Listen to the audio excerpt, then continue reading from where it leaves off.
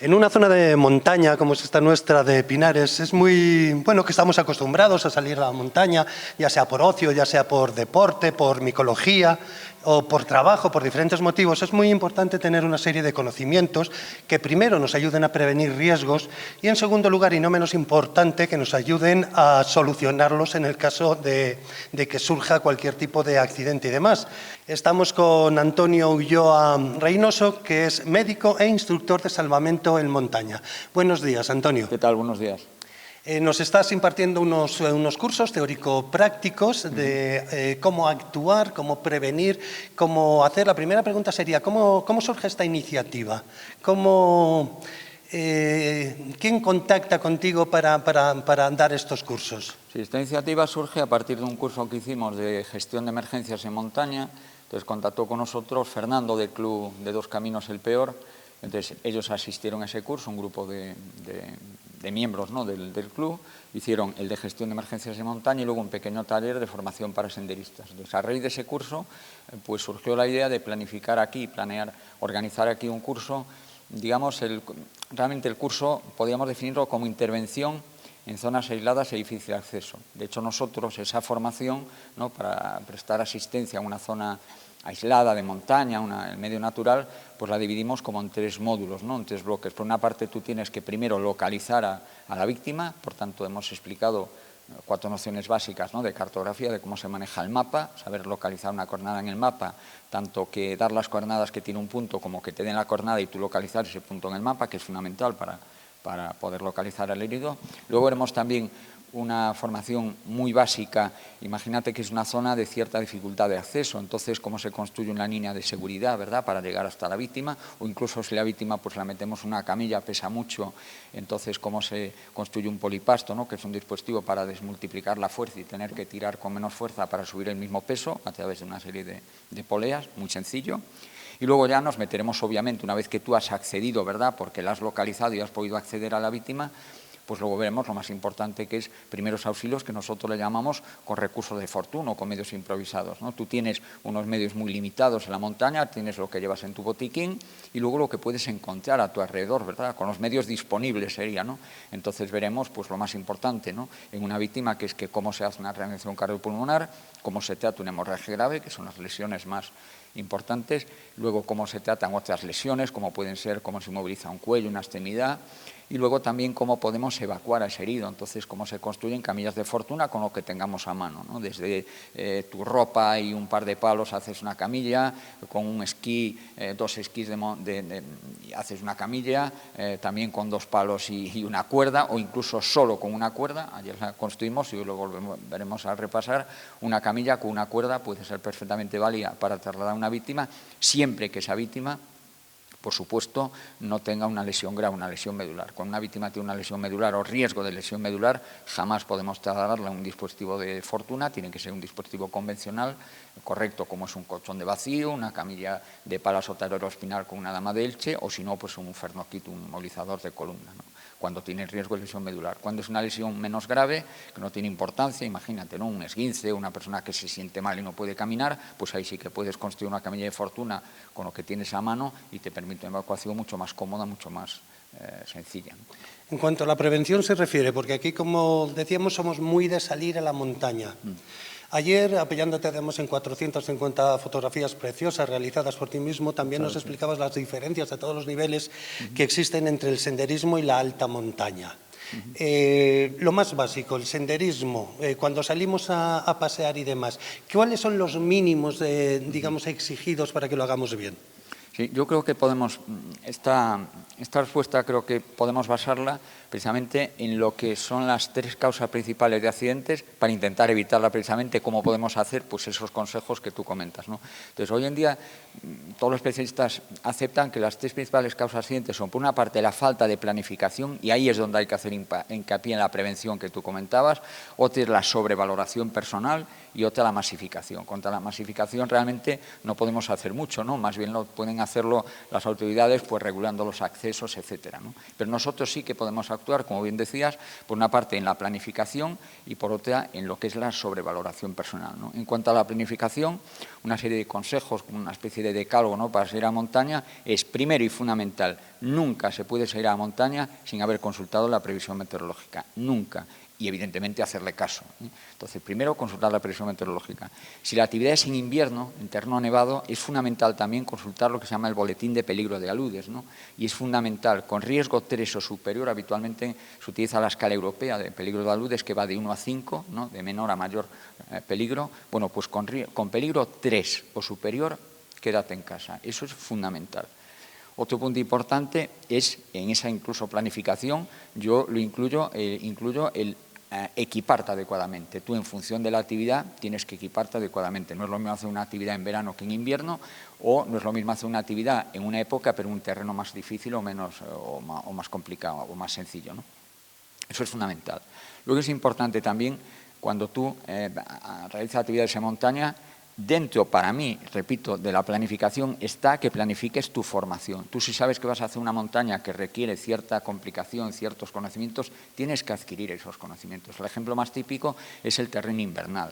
En ocasiones, el practicante de actividades en montaña va equipado correctamente, incluso con material auxiliar, por ejemplo, el caso más típico, piolet y crampones, pero no sabe utilizar ese material. Entonces no sirve absolutamente de nada. Si no sabes utilizar el piolet para una autodetención, no sirve de nada prácticamente que lo lleves, ¿no? ¿Por qué? Porque no es útil para ti. Eso es fundamental, esa formación.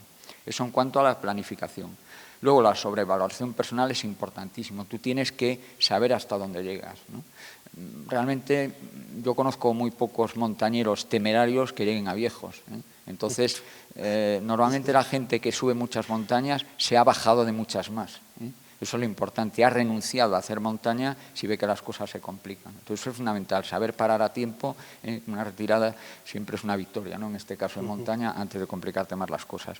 Y luego también, por supuesto, esos decálogos, ¿no? Que suelen habitualmente aparecer en los folletos, ¿no? En los medios de comunicación, que es pues dejar aviso, por supuesto, el recorrido que vas a hacer. Es importante también calcular, cuando tú planificas tu recorrido, tener en cuenta también las vías de escape. Imagínate que tú pues, subes, ¿no? por una vía de escalada o subes por un camino que luego no puedes retroceder. Simplemente imagínate que hay, por ejemplo, en invierno, ¿no? De repente hay una crecida por un río, tú has cruzado ese río y luego no puedes volver sobre tus pasos. Pues tener previsto que se llama una ruta alternativa, una escalada en una vía de escape para no verte en una situación comprometida es fundamental, ¿no? Luego llevar teléfono móvil a la montaña siempre, eso por supuesto, con batería suficiente, incluso lo ideal es batería de repuesto. Llevar pues agua, comida, es mucho más importante el agua que la comida en este caso, porque podemos aguantar mucho más tiempo sin comer que sin beber. Insisto, si dejas aviso al recorrido que vas a hacer, luego no lo cambies, ¿eh? Es interesante también, pues de vez en cuando, ¿no? Mandar un WhatsApp, por ejemplo, ¿no? Diciendo que estás correctamente. Es muy importante también pues, llevar, si tienes previsto, ¿no? Que sea de noche, llevar una linterna, por ejemplo. Yo suelo llevar en la mochila siempre unas cintas reflectantes, ¿no? Para si veo que tengo dudas del camino, pues dejas esas cintas, ¿no? Colocadas en puntos estratégicos, que sobre todo de noche después, ¿no? Con la linterna, como es reflectante, pues te permiten orientarte correctamente, ¿no? Y luego, pues el sentido común es lo fundamental, ¿no? No llevar de más, pero tampoco de menos, ¿no? Y luego es importantísimo también saber elegir el material, ¿eh? Una mochila adecuada, las botas adecuadas, la vestimenta adecuada, todo eso es importante para practicar una actividad pues, con garantías de seguridad, ¿no? Y para disfrutar de la naturaleza y no padecer en la naturaleza, que es completamente diferente. Sin embargo, decías ayer que fundamentalmente la alta montaña que castiga muchísimo el cuerpo, que sí, es bueno, casi insano. Sí, no, es que es totalmente, o sea, estar a 7.000 metros, eso no puede ser bueno, como suele decirse, ¿no? Está clarísimo, o sea, es lo que llaman la fisiología de altura, que es muy bonita, y está claro que tu cuerpo a partir de unos 3.000, normalmente se habla de, el problema de la altitud empiezan a hacerse notar a partir de los 3.500 metros. Hay gente un poco más sensible, que a lo mejor a partir de 2.000 y poco, y 2.500, 1.700 ya empieza a tener síntomas, pero está claro que tú a 1.000 metros de altura no tienes mal de altura. Mira que has tomado, algo te has sentado mal, te has excedido, pero mal de altura no tienes. Ahora, a partir de 5.000, 6.000, 7.000 metros, 7.500, la famosa zona de la muerte, el cuerpo humano no está adaptado a vivir a esa altura y, por supuesto, tiene unas consecuencias. Nosotros, cuando vamos a una altura importante, primero el cuerpo intenta lo que se llama la acomodación a la altura, tu corazón late más rápido, tu respiración es más rápida, intenta compensar esa falta, no tanto de concentración de oxígeno, que no es falta de concentración de oxígeno, sino sobre todo falta de presión parcial de oxígeno, y luego si tú permaneces cierto tiempo en altura, pues entonces consigue aclimatarse a la altura, que es lo fundamental. Para practicar alta montaña, la clave de no tener problemas es saber hacer una correcta aclimatación. Una montaña, cuanto más alta es la montaña, más tiempo necesitas de aclimatación. Intentar hacer una montaña, un 6000 en una semana, es una locura. Requiere, y a más altura, más tiempo de aclimatación. Y, por supuesto, el cuerpo sufre, claro que sí. Independientemente de las patologías graves, que son las principales serían un edema cerebral o un edema pulmonar de la altura, pues hoy hay microhemorragias pequeñas, el cuerpo lo castiga. Si es que es normal, tú no estás acostumbrado a vivir a 8.000, 7.000 metros de altura, por eso hay que intentar hacer cumbre. Yo siempre suelo decir, a veces la gente te pregunta, ¿no? Tú estás en un 5.000 y pico, oye, ¿qué es lo que querías hacer? ¿Qué sentías a 5.000 y pico metros? Yo, pues lo primero es bajar, y punto. Y después ya pensaré qué tal me lo he pasado y ya tendré tiempo para recordar. Pero lo más importante en cuanto haces cumbre es bajar, eso es lo fundamental. Y de hecho una montaña, para mí, no terminas de ascenderla hasta que has llegado de vuelta al refugio. Es realmente cuando puedes decir que has coronado una montaña. Muchas veces por cercanía, por costumbre, perdemos el respeto a la montaña. Aquí al lado tenemos los picos de Urbión, a los que se sube habitualmente. Obviamente no es lo mismo, como bien explicabas, subir en verano que en invierno, pero ayer decías también una norma que no sé si es aplicable a nuestras montañas.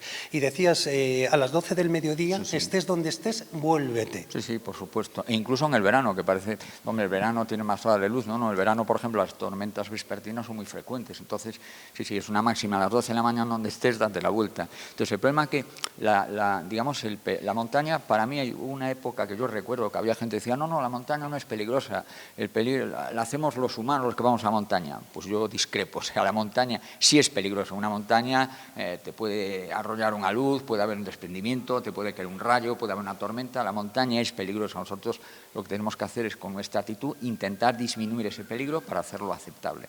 Entonces, obviamente, pues son pautas, ¿no? Consultar la meteorología. A las 12 de la mañana tienes que darte la vuelta, porque primero, por ejemplo, ahora en el verano, una hora de calor, ayer lo comentaba yo, ¿te acuerdas? En la conferencia,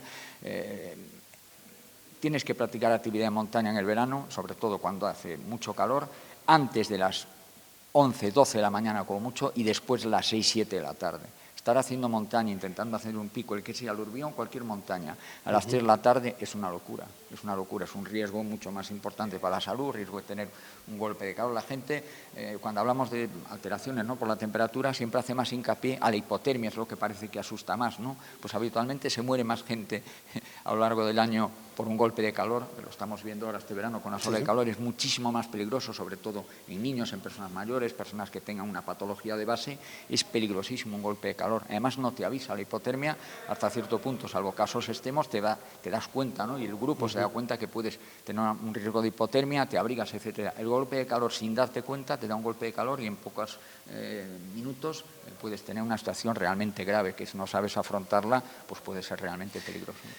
Por lo tanto, está claro que no tenemos que tener miedo a la montaña, pero sí tomar una serie de precauciones y tratarla con muchísimo respeto. Respeto, esa es la clave. Yo creo que cuantos más años cumples, por lo menos en mi caso, más respeto tienes a la montaña. Eso para mí no cabe la menor duda, por supuesto. Si tuvieras que sintetizar todo tu curso en pocas palabras, si tuvieras que dar un consejo a todos los que nos están oyendo, ¿qué sería lo más importante? ¿Qué sería lo fundamental? Yo creo que el consejo, que lo resumo en una frase, llevamos nosotros diciendo hace 32 años que llevamos dando formación, es: disfrute de la montaña, pero ten cuidado allá arriba. Ten cuidado allá arriba, ¿no? Está claro. Tanto para subir como luego para bajar. Y hay otra máxima, para mí, fundamental, que es: el 25% utilízalo para subir, el otro 25% utilízalo para bajar, y el 50% déjalo ahí por lo que pueda pasar. Por los riesgos que pueden ocurrir. Eso es fundamental. Pues Antonio, ha sido un verdadero placer disfrutar de tus cursos, disfrutar de tu charla. Más de 35 países recorridos, 3 continentes. Ayer nos ilustraste y nos deleitaste con 450 fotografías que además son tuyas, son propias.